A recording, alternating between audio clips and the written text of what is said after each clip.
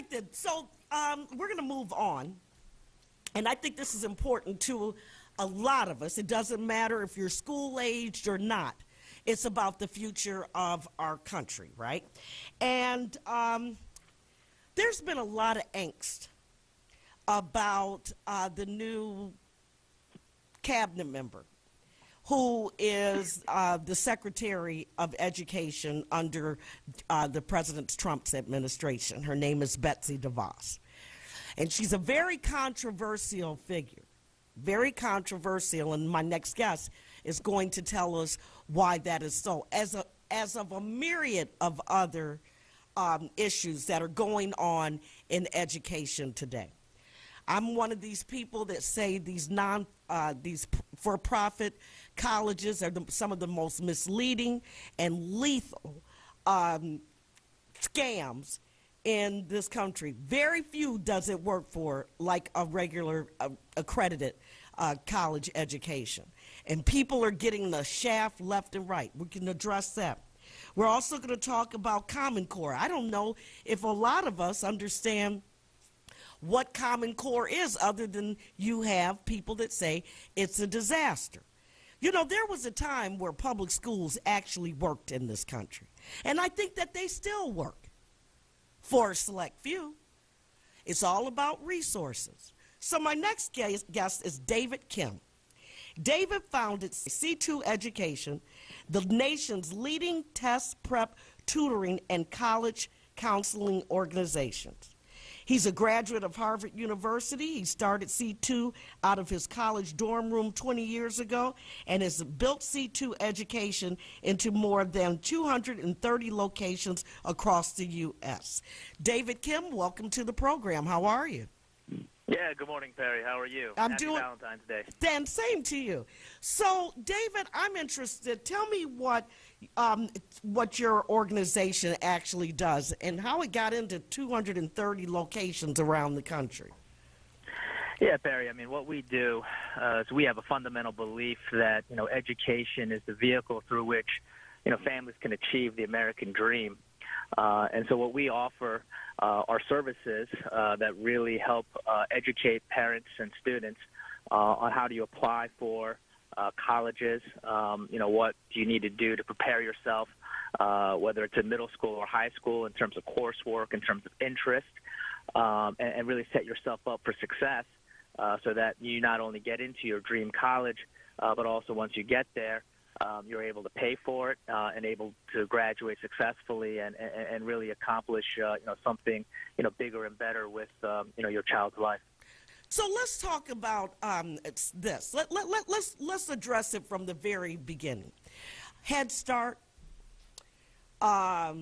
Detroit Public Schools, the lack of interest in these schools, no value into these students. Same thing here in Chicago and other urban cities around the country where you have a strong black and brown population. What you're talking about sounds ideal if you live in Naperville or Evanston, but what about the people that come from distressed communities?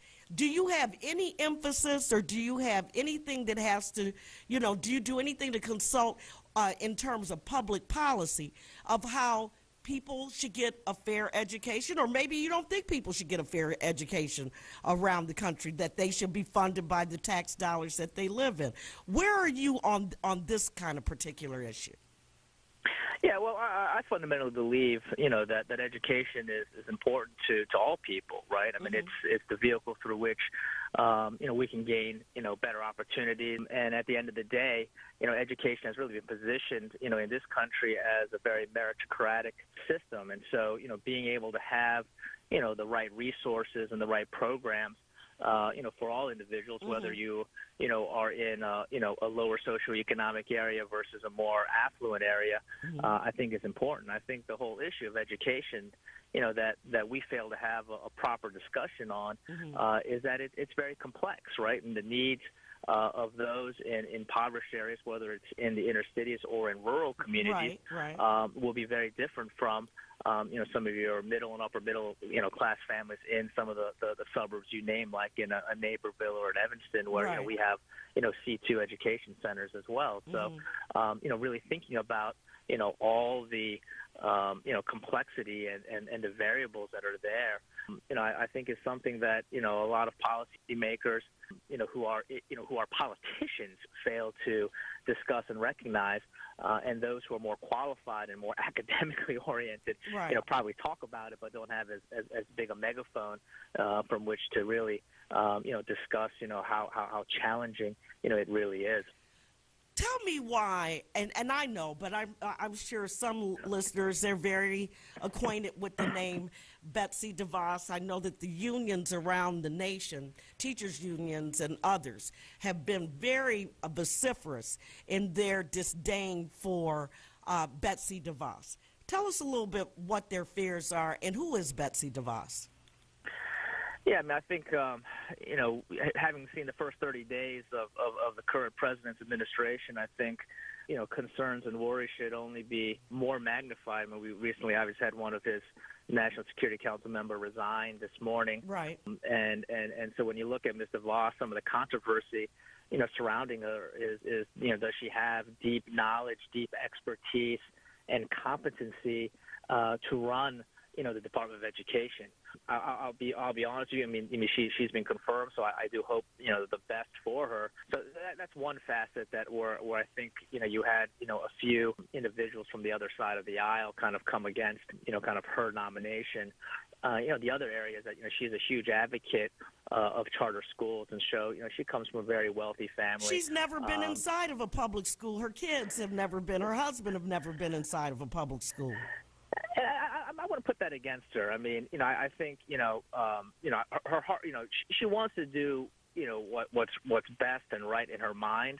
But even if you only had a private school education, really educating yourself on what's really going on in the schools obviously is extremely important to be able to do, her job correctly. I mean, she has to help the entire country, not just a very localized constituency of individuals. And so tell me why yeah, Betsy DeVos is such a proponent for charter schools. Is it the whole idea of school choice? What is it about, because she's a billionaire, she's a philanthropist, but some of her policies has disturbed individuals. And when we come back from the break, you can tell me what some of those policies that she is espousing that is so abhorrent to the unions, particularly the Chicago Teachers Unions and, the National Teachers Education Unions. What is it? Because, I want to be fair, to who she is, just because I'm not a big proponent of charter schools. I think that they should exist, but I think there should be some limitations. I want to know, what is it about Betsy DeVos that they find so repugnant? All right, then we're talking to David Kim. He founded C2 Education. Stay with us. My guest is David Kim. We've been talking about education, and I've got a phone call, but about C2, and that's Willie on the line. Hi, Willie. How are you? How you doing, Perry? I'm well. Wonderful. I just wanted to talk about C2 for a minute because my daughter, who was in 7th grade and in a Catholic school, was way behind in math. Mm-hmm. She took the ACT. She's brilliant. She got a 24. Then we sent her to the tutoring place. Mm-hmm. They raised her score 10 points. She ended up with a 34 on the ACT. Wow. They even gave her a scholarship because I was out of a job at the time. Right. And now she's going to the #1 school in the country, Phillips Exeter. And she was struggling at first. She was struggling, but they taught her how to recover. Is that a prep school, Phillips Exodus? It's a private school. And she lives there. And where is it? Out east? It's in New Hampshire. It's in New Hampshire. Wow. And so she was. And here are a couple things, real quick. What's important? When she took the ACT, she told me she was the only black kid in the entire room taking the ACT at the time. Wow. And that these other kids have other advantages that we knew nothing about. And without this tutoring program, because she was way behind in math, Right. without that program, she wouldn't have gotten that extra 10 points. That is incredible. We're getting college letters because they think she's older than what she is because of her score. These are the things that black kids aren't doing that we need to get them doing. They need to be taking these tutoring programs. We need to find funding for them to go. That's how this gets better. Well, why isn't David Kim the education secretary? David? If you have these kind of successes, why aren't you the education secretary? Well, I'm not as politically active as maybe I should be, but we try to have a great product, and I really appreciate the story that Willie shared here about his daughter, and a 10-point increase on the ACT is actually really amazing to see, especially at that age, and the fact that she's at one of the top private schools, it's a great way to start my morning, and hopefully she'll have continued success over at Exeter and whatever university that she ends up going to, but hearing that is extremely gratifying. But back to your point, I mean, the way we run our programs, Perry, is the whole aspect of counseling and providing knowledge to both the parent and student is extremely important, right? And is that what you do a concentration on? You make sure that the parents are as involved with the student and understand what you're trying to accomplish. There's got to be a lot of hands-on from both parties, the child as well as the parents. Absolutely. I mean, we meet with parents on a monthly basis. What we try to do with the student or the parent, reiterate what their goals are, really open up what the whole world looks like. What is it? If you're looking at some things within Chicago, within the state of Illinois, within a certain geography, or if you're looking for something even bigger, really being able to provide that information, I think is key. I think number two, we really try to set up our learning programs kind of more in a mentorship type program, so that the students get to work with a young man or woman who's really accomplished a lot himself or herself academically. Really have a conversation to kind of engage their curiosity, engage their interest, so that they stay motivated. I mean, when you're working with young people, it's not just enough to have great books, great programs. That inspiration is absolutely important to kind of keep them going, because there's so many distractions day in, day out. Whether it's music or movies or friends. I mean, you name it. And then when we talk about, kind of, the other issues that are occurring in, poorer neighborhoods, where you have crime, where you have, people, who aren't working and just struggling to, put food on the table, those are additional stressors that, that one would have to really think about, in terms of really, fixing, kind of the public education system as we see it today. I mean, it's complex. I mean, it involves transportation, it involves jobs, it involves, safety. There's so many buckets, that you really need to, properly address if you're going to make this thing shine. All right, so Willie's has me intrigued. His stories was just great. So C2, so you're in different locations. When you say different locations, are you like, in a strip mall? How do people use C2 services? Yeah, so we're in smaller centers. So sometimes we're in an office building, sometimes we're in a strip center. That's easily accessible for families and students. Because we understand, kind of the necessity to have a convenient place, and the students come in, and they'll typically come in anywhere to 2 to 3 times a week, meet with a tutor, meet with our counselor, and stay with us anywhere from 4 to 12 months. But that high touch, makes a huge impact. The problem is, how do you have a high touch program like that? For public education, and it becomes challenging, right? Because dollars and cents, are a resource that aren't unlimited, unfortunately. And so, how do you come up with a program that can really address, a classroom of 20 or 30 students, in just as an effective manner? And so, we really kind of set ourselves apart in getting really, I think, exemplary results, because we recognize that students are very different, needs are very different, and approaches have to be really customized, at the end of the day. And so I know personally that's not necessarily applicable to the school system. So. Okay. Like I said, I'm really intrigued about this, and I'm sure that there are other their listeners because whenever we talk about education and we know something that works, rather be in different programs like aviation or something, they get involved. So off the top of your head, do you have any locations in the Chicago area? Oh yeah, we have many. I mean, we have one in the city, right around the kind of Lincoln Park area. Obviously, in the suburbs, you know, we kind of mentioned it. You mentioned some of the towns like Naperville, Evanston, you know, Schaumburg. You know, we're predominantly in the suburbs. You know, just because our main demographic, you know, because it is private pay, right. You know, there aren't public funds available for this, unfortunately. You know, it's predominantly where we are. We but do see, offer that's the. I mean, and that's great that you offer the scholarships, but that's the problem. It's because, like Willie was saying, his child was the only one. Only black child taking the ACTs. All we want is to have an equal footing so that everybody can express the, you know, have the American dream. And it's just, it just seems a little unfair to people who are not lucky like Willie to be able to send his child there. But there are mothers, because all mothers, they all want the same thing when it comes to their children. So where do people go? Is there a website that they can go to and find out where there is a website. Okay.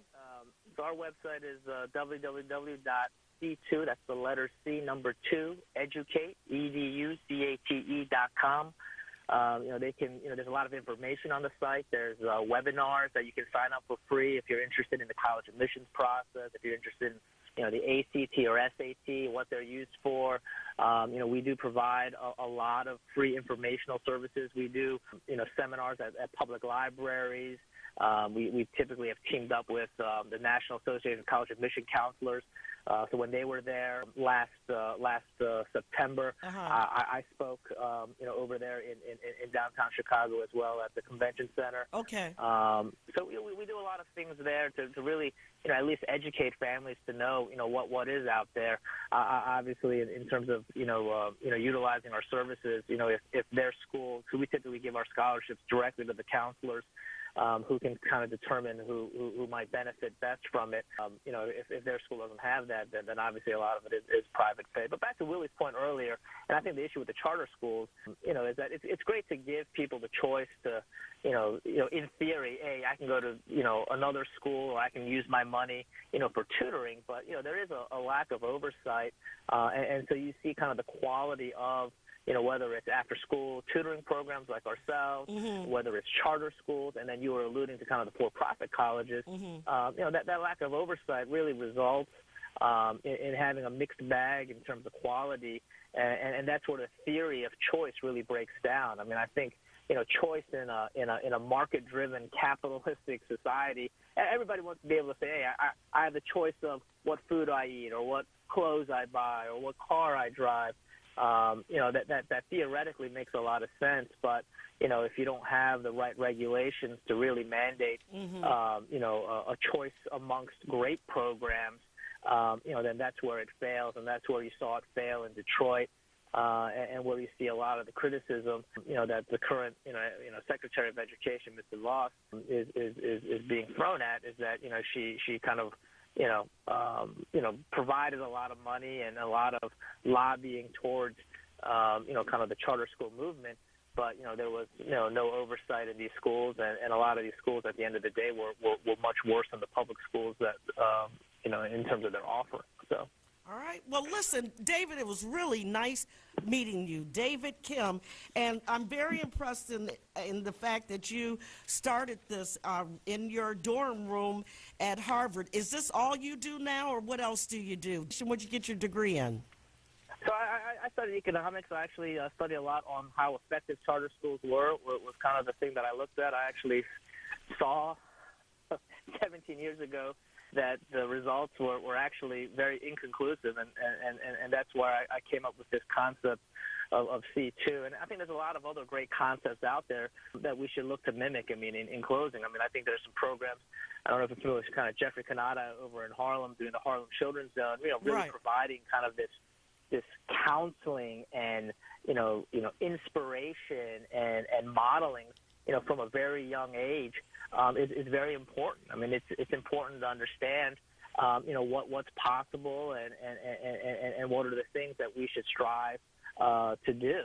And so really having kind of those mentors, that are within the community that are able to really, help young people see those things, I think is extremely important. And that's where our model is that C2 is somewhat modeled on, is that, we need to have, individuals that can be, those role models for young people, not only teaching them, the skills, but also teaching them, how to study, how to manage your time, how to, become more curious, how to become more independent as an individual and really take ownership of your life at the end of the day. So it's really preparing young people to become, really, exemplary adults and really be able to achieve whatever they put their mind to. All right, job. Let me just say this, David. Job well done. Thank you so much for joining us today. And I'm going to be, when we have these other education issues, I'm going to be hitting you up. So I hope I can call on you again sometime. I appreciate it, Perry. Anytime. All right, then. It's 11:35 on the Talk of Chicago.